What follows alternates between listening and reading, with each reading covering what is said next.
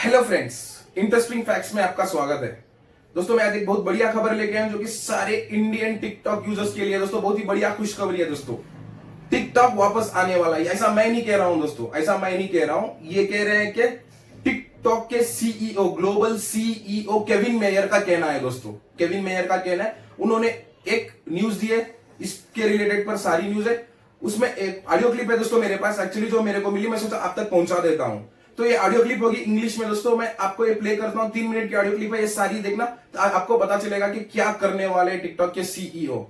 और ये क्लिप होगी इंग्लिश में, मैं आपको ट्रांसलेट करूंगा हिंदी में। दोस्तों तो पहले चलो दोस्तों ये क्लिप प्ले करता हूं मैं। इसके डिटेल में जाने से पहले दोस्तों मैं एक और चीज कहना चाहूंगा, जैसे कि आप हमारे चैनल पे नए हो तो प्लीज हमारे चैनल को सब्सक्राइब करें, मैं ऐसे ढेर सारे वीडियोस आपके लिए लाता रहूंगा। तो चलो फ्रेंड्स लेके चलता हूं इसके डिटेल्स पे। TikTok CEO Kevin Mayer calls India employees' company's biggest strength in a hopeful letter. TikTok's global CEO Kevin Mayer wrote a letter to its 2,000-strong workforce in India expressing concern over their well-being.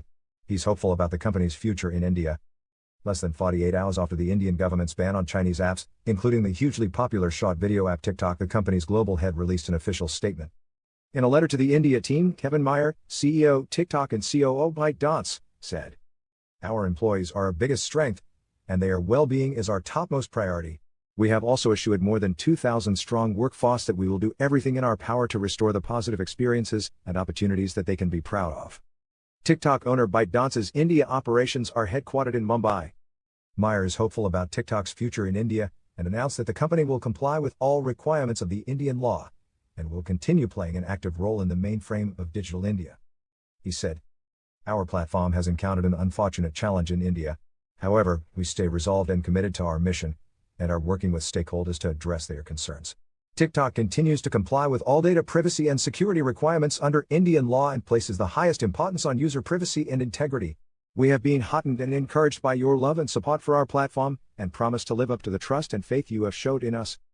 TikTok has leveraged this power of the internet to create greater social awareness in partnership with global development organizations. "Our efforts with credible national and global organizations have raised awareness and advocated for concerted action to end gender-based, domestic violence and child marriage," Mayer explained. In 2019, when India led the world in app downloads, TikTok emerged as the most downloaded. The country became TikTok's largest market with over 200 million users, consisting of a wide spectrum of people including artists, storytellers, educators, and performers from across the country who have forged new avenues of livelihood improvement.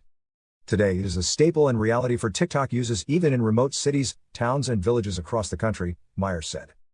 Mayer further added, "While sharing their skills and talents on a global stage, these performers, artists, and entertainers have received opportunities for brand promotions and associations that were once considered the exclusive domain of film stars and sports celebrities.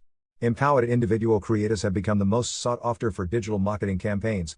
Small and medium enterprises and entrepreneurs have been able to realize their growth ambitions and dreams by reaching out to thousands of potential customers and consumers on a daily basis through the platform."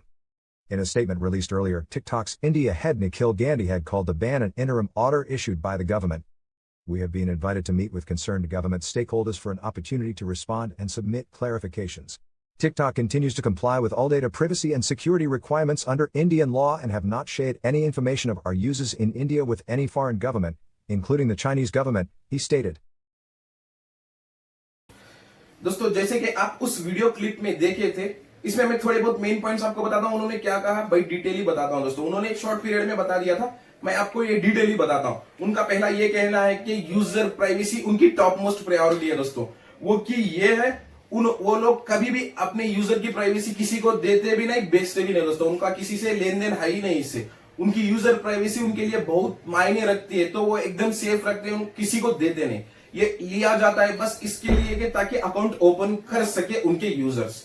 उनका दूसरा कहना ये है कि message, उनका एक और message है कि सारे एम्प्लॉयज के लिए, दोस्तों जो इंडियन एम्प्लॉयज है, 2000 एम्प्लॉयज है दोस्तों उनके पास, जो कि इंडिया में बैठ के काम करते हैं, उनकी हेड ऑफिस है मुंबई में। दोस्तों तो उनका ये कहना है सारे एम्प्लॉयज से कि डरने की कोई जरूरत नहीं, हम लोग एक फैमिली है, आप हमारे फैमिली हो, हम लोग इंडिया में वापस लाएंगे, किसी भी कीमत पे वापस लाएंगे टिकटॉक और आपको फिर वापस काम पे लगाएं, डरने की कोई जरूरत नहीं। उनकी दूसरी मैसेज ये थी दोस्तों।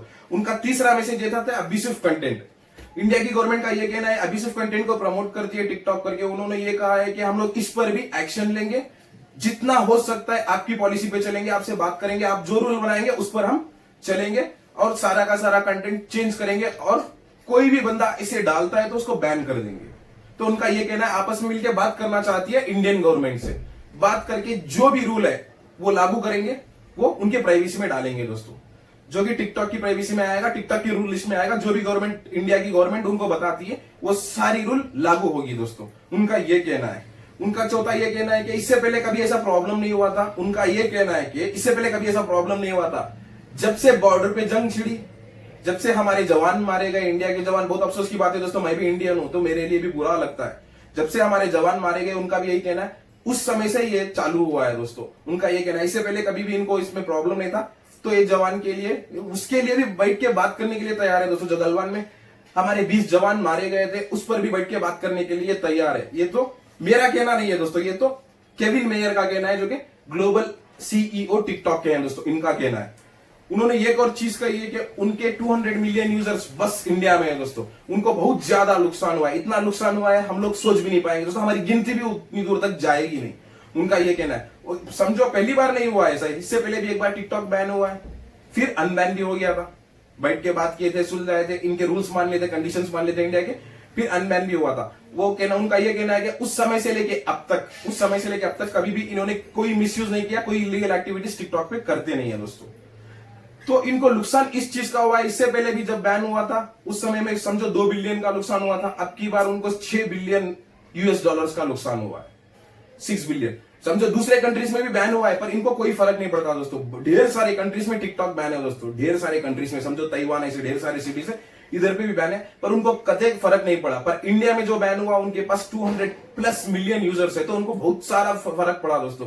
तो ये बंदे कोई भी हद तक जा सकते हैं और कितना भी बड़ा केस चाहिए कर सकते हैं, कोर्ट पे लड़ सकते हैं या फिर बैठ के सुलझा सकते हैं। इनका ज्यादातर ये कहना है कि हम लोग बैठ के आपस में बात करेंगे, आपकी जो भी प्राइवेसी, आपके जो भी रूल्स है, हम लोग उस पर चलेंगे। उनका ये कहना है दोस्तों। उनका एक और कहना है, उनका लॉस क्या हुआ है आप सोचोगे, सोच भी नहीं पाओगे दोस्तों। उनका लॉस ये दिन का, पर डे का लॉस है 6000 US billion dollars, 6 billion US dollar दोस्तों। 6 बिलियन मतलब सोच रहे हो, हमारी गिनती भी नहीं जाएगी।